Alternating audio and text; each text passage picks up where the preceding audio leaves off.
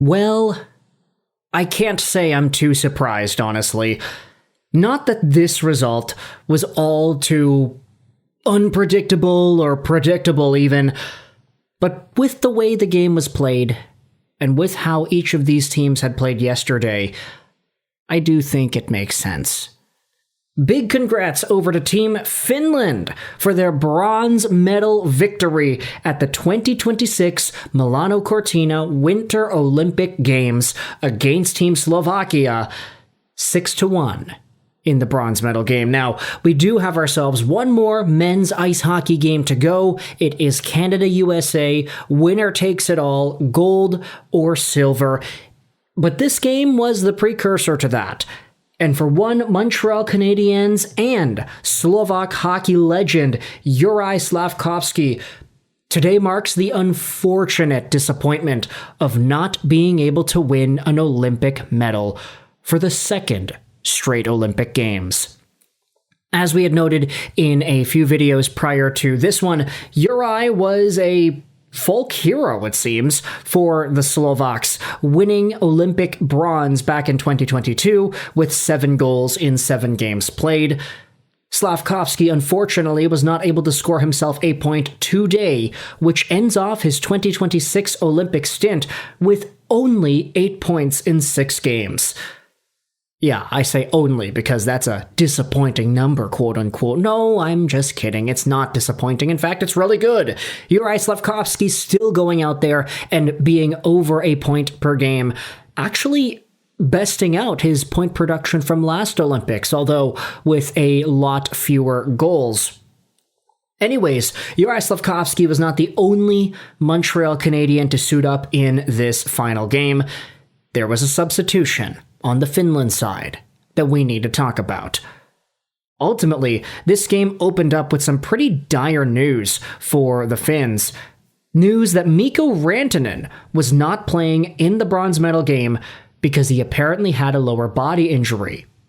This was confirmed later on by Elliot Friedman, saying that Rantanen was hurt in the third period of yesterday's Canada game. He will be reevaluated when he returns to Dallas regarding injury severity and the timeline. Apparently, they're not concerned this is a season-ending injury, but the exact severity of it is to be determined. So, Rantanen out. Coming into the lineup would be Oliver Kapanen, a fellow Montreal Canadien, and in fact the center to Juraj Slafkovský's line.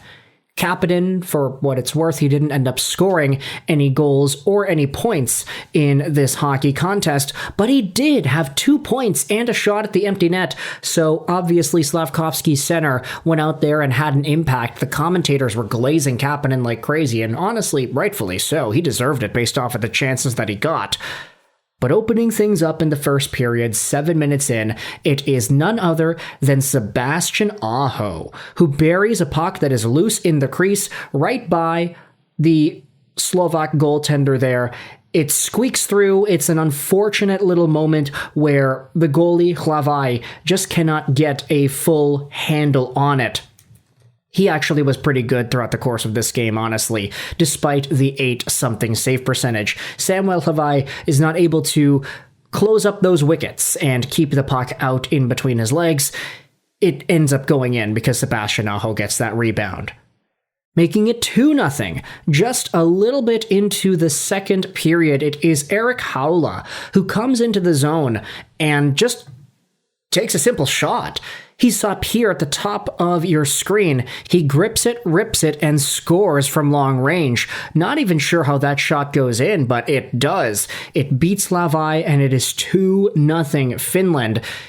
You see, at this point in the game, it was still pretty tight. Like 1-0, 2-0, these are still comebackable games. So obviously nobody was letting their foot off the gas pedal in any respect. And that was made true even more towards the end of the second, where UC Saros ends up trying to play a puck behind the goal, but it takes a weird hop, finds itself in front of the goal. Tomáš Tatar picks it up all by himself and then does a nice little deke to the backhand, beating Saros up high and bringing the lead to within 1. 30 seconds left in the second period, mind you, so this really was a game-changing goal. If I didn't know the score by the end of the game, I would have said that a goal like this, with multiple seconds left in the second period to bring it within one, would be a shot of adrenaline to this Slovak team, and I think that's what most people were thinking about as well when they saw the Slovaks get on the board in the last few seconds of the second. However, in the third period, this is where things really opened up for Team Finland.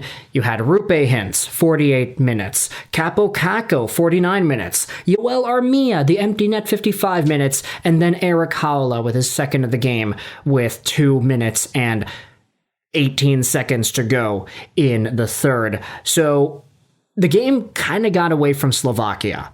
I will say, there were a number of chances that the Slovaks had that were notable. Oliver Kapanen getting multiple posts, etc., etc. Juraj Slafkovsky looked dangerous as always, especially in the final few minutes. But ultimately, it's Team Finland. First off, you have Rupe Hintz, who deflects a Miro Heiskanen shot on the power play to restore the 2-goal lead. That's Rupe Hintz's first senior international goal for Team Finland, so it's been a long time coming. He finally gets one, thank goodness.